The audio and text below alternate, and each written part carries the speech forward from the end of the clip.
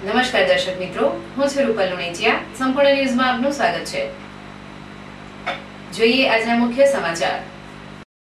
ડીસા પોલીસના જાપ્તામાંથી ભાગી છૂટેલ મર્ડર કેસના આરોપીને પકડવા પોલીસ ગોથે ચડી। લૂંટ કેસની તપાસ દરમિયાન મર્ડર કેસનો આરોપી પોલીસ જવાનને મુક્કો મારી થયો ફરાર। પાલનપુરમાં અજાણી મહિલાએ 1.5 માસની બાળકીને ત્યજી। ગઠામણ પાર્ટીથી મળેલી બાળકી સારવાર હેઠળ।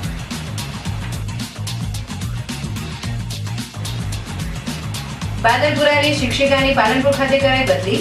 ગ્રામજનોના આંદોલનના પગલે શિક્ષણ વિભાગે શિક્ષિકાની હંગામી ધોરણે કરી બદલી। પાલનપુર સિવિલના ટ્રોમા સેન્ટરમાં નશાખોરી મચાવી ધાંધલ ધમાલ। સિવિલની નર્સે તોફાન કરનાર નશાખોર વિરુદ્ધ નોંધાવી પોલીસ ફરિયાદ।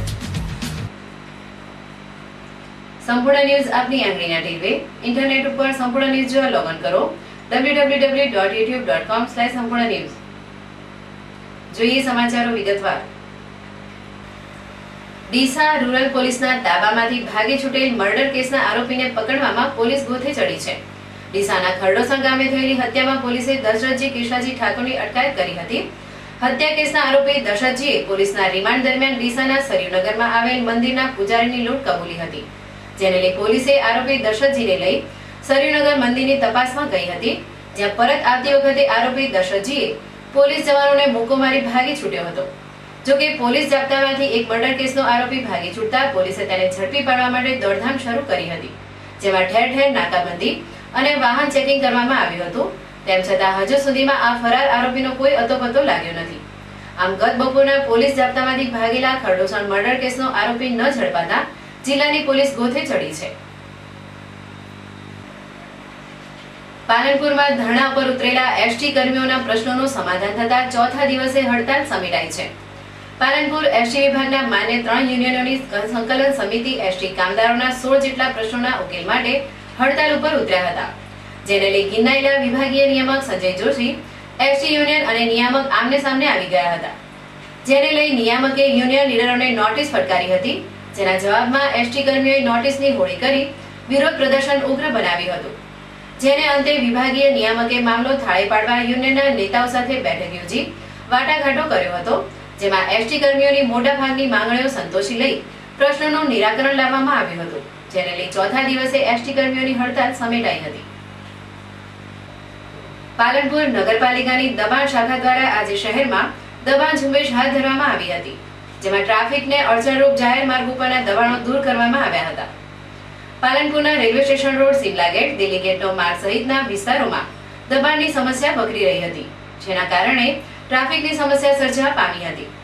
શહેરના જાહેર માર્ગો પર લારીઓ અને પાથરણાવાળા અડીંગો જમાવતા દબાણની સમસ્યા સર્જાતી હતી, જેને લઈ આમ પ્રજા અને વાહનોને અવરજવર કરવામાં ભારે મુશ્કેલી ઊભી થઈ હતી।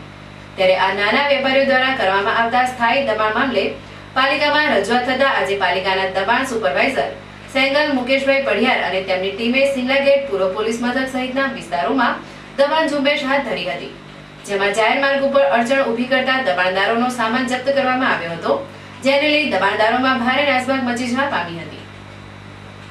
નગરપાલિકા વિસ્તારમાં તાજેતરમાં કોઈ દબાણ ઝુંબેશ થયેલી નથી, જેના કારણે ખૂબ દબાણોની સમસ્યા વધેલી છે અને હાલ ટ્રાફિકના અડચણરૂપ દબાણોની ઝુંબેશ આજરોજ ચાલુ કરી છે, જેમાં મોટાભાગે railway station road, Shimla gate, police ચોકી, સિવિલ હોસ્પિટલ આગળ ભયંકર દબાણો છે।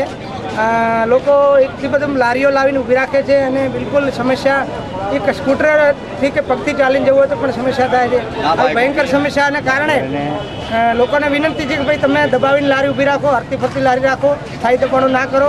આ જાહેર જનતા માટેનો રોડ છે અને રોડને અડચણરૂપ કોઈ પણ દબાણો ના કરો, નહીં તો નગરપાલિકા ગમે ત્યારે ભરી જશે અને આગળ સખત કાર્યવાહી કરશે।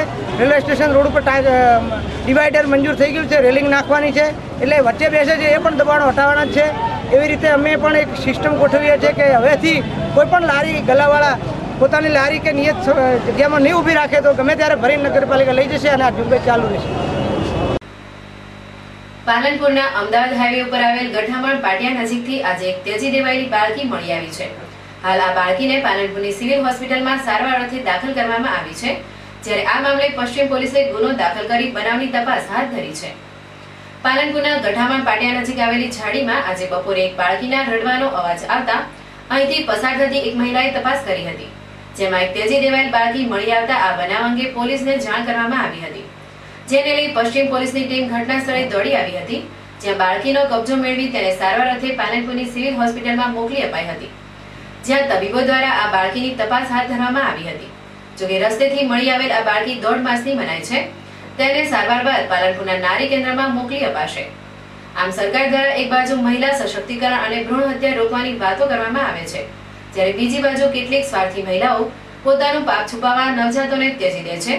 ત્યારે બાળકીને ત્યજી દેવાનો બનાવ પાલનપુરમાં બનતા લોકોએ આ કૃત્ય આચરનાર જનેતા પ્રત્યે ભારે ફિટકાર વરસાવ્યો હતો.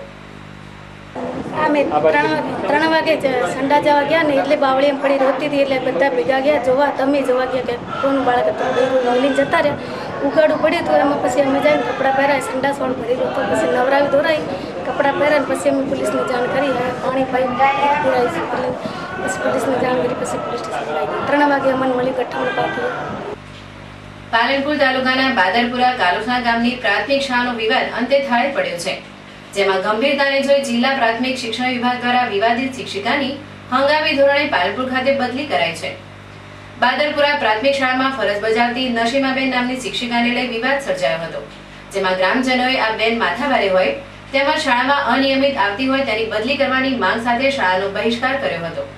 જોકે નાના બાળકોનું શિક્ષણ અટકે નહીં તેની ચિંતા કરી ગ્રામજનોએ બાળકોને ગામમાં જ ભણાવવાનું શરૂ કર્યું હતું, જેને લઈ શાળામાં એક પણ બાળક હાજર ન રહેતા શિક્ષણ તંત્રમાં ભારે દોડધામ મચી હતી, જેને લઈ શિક્ષણ અધિકારીને શાળાની મુલાકાત લેવાની ફરજ પડી હતી, જેમાં ગ્રામજનો શિક્ષિકાની બદલી માટે મક્કમ રહેતા શિક્ષણ અધિકારીએ શિક્ષિકા નશીમાબેન હંગામી ધોરણે બદલી કરવાની ફરજ પડી હતી. બાદરપુરા ગામનો વિવાદ થાળે પાડવા શિક્ષણ વિભાગ દ્વારા શિક્ષિકા નશીમાબેનને હાલ પૂરતા અન્ય કામગીરી માટે પાલનપુરની જામપુરા પ્રાથમિક શાળામાં ખસેડવામાં આવ્યા છે, જેને લઈ બાદરપુરાના ગ્રામજનોએ રાહતનો શ્વાસ લીધો છે. ડીસામાં સાંકળ ગામના ઈસમને માર મારી લૂંટ ચલાવનાર 2 શખ્સોને ઝડપી જેલના હવાલે કરાયા છે. ધાનેરા તાલુકાના સાંકળ ગામના નટવરભાઈ વાસુભાઈ ઠાકોર ગતરોજ ડીસા ખાતે આવ્યા હતા, જ્યાં રિક્ષામાં મુસાફરી કરી રહ્યા હતા, ત્યારે રિક્ષાના ચાલક તેમજ અન્ય એક ઈસમે રિક્ષામાં સવાર નટુભાઈ ઠાકોરને જૂના ડીસા નદીમાં લઈ જઈ ત્યાં તેમને મૂઢ માર મારી તેમની પાસેથી 15,000 રોકડ રકમ, 10,000ની વીંટી, એક મોબાઈલ મળી કુલ ₹25,600ની લૂંટ ચલાવી હતી અને નટુભાઈને વડાવલ ગામે ફેંકી ફરાર થઈ ગયા હતા. આ મામલે ડીસા રૂરલ પોલીસ મથકે ફરિયાદ દાખલ થતા પોલીસે આ લૂંટ કેસની સઘન તપાસ હાથ ધરી હતી, જેમાં આ લૂંટ કેસમાં માલગઢના ભરત પ્રહલાદ માળી અને પ્રવીણ બક્તાજી પ્રજાપતિની અટકાયત કરી તેમની વધુ તપાસ હાથ ધરી છે. બનાસકાંઠાના કાંકરેજ તાલુકામાં ઠાકોર સમાજની દીકરીઓને શિક્ષિત બનાવવા માટે ઠાકોર સમાજ કેળવણી મંડળ દ્વારા કન્યા કેળવણીનો પ્રારંભ કરવામાં આવ્યો છે. આ શિક્ષણ યજ્ઞના પ્રારંભમાં દાતાઓએ 40 લાખ જેટલી માતબર રકમનું દાન મળ્યું છે. કાંકરેજ તાલુકામાં ઠાકોર સમાજની દીકરીઓ શિક્ષિત બને અને તેમને ગુણવત્તાસભર શિક્ષણ મળી રહે અને તેમને અભ્યાસ માટેની તમામ સગવડો ઉપલબ્ધ થાય તે માટે ઠાકોર સમાજ કેળવણી મંડળ દ્વારા અનોખો શિક્ષણ યજ્ઞ શરૂ કરવામાં આવ્યો છે, જેમાં પરમ પૂજ્ય સદારામ બાપુના વરદ હસ્તે કન્યા કેળવણીનો વડગામે પ્રારંભ કરવામાં આવ્યો હતો, જેમાં દીકરીઓના અભ્યાસ અર્થે હોસ્ટેલ બનાવવા દાન ફાળાની ટહેલ નાખવામાં આવી હતી, જેમાં દાતાઓએ ઉદાર હાથે દાનની સરણાવી વહાવી હતી, જેમાં 40 લાખ રૂપિયાનું માતબર દાન એકત્ર થયું હતું. આ પ્રસંગે પાટણના પૂર્વ સાંસદ જગદીશભાઈ ઠાકોર વિશેષ હાજર રહ્યા હતા. તેમણે સમાજને વ્યસન મુક્ત બની શિક્ષિત બનાવવા હાકલ કરી હતી. આ શિક્ષણ યજ્ઞના સમારોહમાં રાજ્યભરના પૂર્વ સાંસદ નટુજી ઠાકોર, કાંકરેજ ધારાસભ્ય ધારસીભાઈ ખાનપુરા, નંદાજી ઠાકોર સહિત ઠાકોર સમાજના આગેવાનો અને જ્ઞાતિબંધુઓ વિશાળ સંખ્યામાં ઉપસ્થિત રહ્યા હતા. પાલનપુરની સિવિલ હોસ્પિટલમાં આવેલ ટ્રોમા સેન્ટરમાં આજે એક દારૂડિયા તત્વે સ્ટાફ તેમજ નર્સ સાથે બીભત્સ વર્તન કરતા મામલો પોલીસ થાણે પહોંચ્યો છે. બનાસકાંઠાની સૌથી મોટી પાલનપુરની સિવિલ હોસ્પિટલ જાણે ન ધણિયાતી હોય તેમ છાશવારે અહીંયા દારૂડિયા તેમજ લુખ્ખા તત્વોના ત્રાસથી બદનામ થાય છે, જેમાં આજે સવારે સિવિલના ટ્રોમા સેન્ટરમાં એક દારૂડિયો ઘૂસી આવ્યો હતો. જોકે આ સમયે સફાઈ કામ ચાલતું હોય તેને અડકાવવામાં આવતા તેને સ્ટાફ અને પરિચારિકાઓને જાહેરમાં ભાંડવાનું શરૂ કર્યું હતું. જોકે રાજાપાટમાં હોસ્પિટલને માથે લેનાર આ શખ્સ આ જ હોસ્પિટલમાં સિક્યુરિટી તરીકે ફરજ બજાવી ચૂક્યો છે, જે આજે સવારે નશીલી હાલતમાં ટ્રોમા સેન્ટરમાં આવ્યો હતો. આ સમયે કચરા પોતું થતું હોય તેને થોડો સમય બહાર બેસવાનું કહેતા તે હોસ્પિટલના સ્ટાફ ઉપર ઉશ્કેરાઈ ગયો હતો અને બીભત્સ ભાષામાં ગાળાગાળી શરૂ કરી હતી, જેને લઈ ટ્રોમા સેન્ટરમાં ઉત્તેજનાભર્યો માહોલ છવાયો હતો. જોકે હોસ્પિટલમાં તમાશો સર્જનાર આ પરેશ ઓઝા નામના શખ્સે સ્ટાફ સાથે હાથાપાઈ પણ કરી હતી. તેમ છતાં અહીં ફરજ ઉપરના સિક્યુરિટી સ્ટાફ મૂક પ્રેક્ષક બની તમાશો જોતા નજરે પડ્યા હતા. જોકે આ મામલે નશાખોર વિરુદ્ધ હોસ્પિટલની નર્સ વર્ષાબેન પરમારે પશ્ચિમ પોલીસ મથકે ફરિયાદ દાખલ કરાવતા પોલીસે આ શખ્સને પકડીને લઈ ગઈ હતી અને બાદમાં તેનો ટેસ્ટ કરાવતા સિવિલના ટ્રોમા સેન્ટરમાં લાવવામાં આવ્યો હતો, જ્યાં પણ આ નશાખોર પોલીસની હાજરી વચ્ચે હોસ્પિટલના સ્ટાફ અને અહીંના પદાધિકારીઓને ભાંડવાનું શરૂ કર્યું હતું. આમ આજે સિવિલના પૂર્વ સિક્યુરિટી જવાને ટ્રોમા સેન્ટરમાં નશીલી હાલતમાં તાયફો કરતા તેની વિરુદ્ધ જાતિ અપમાનિત કરવાની ફરિયાદ દાખલ થઈ છે, જે મામલે પોલીસે તપાસના ચક્રો ગતિમાન કર્યા છે. ફરી એક નજર આજના મુખ્ય સમાચાર પર. ડીસા પોલીસના જાપ્તામાંથી ભાગી છૂટેલ મર્ડર કેસના આરોપીને પકડવા પોલીસ ગોતી ચડી. લૂંટ કેસની તપાસ દરમિયાન મર્ડર કેસનો આરોપી પોલીસ જવાનને મુક્કો મારી થયો ફરાર. પાલનપુરમાં અજાણી મહિલાએ 1.5 માસની બાળકીને ત્યજી. ગઠામણ પાર્ટીથી મળેલી બાળકી સારવાર હેઠળ.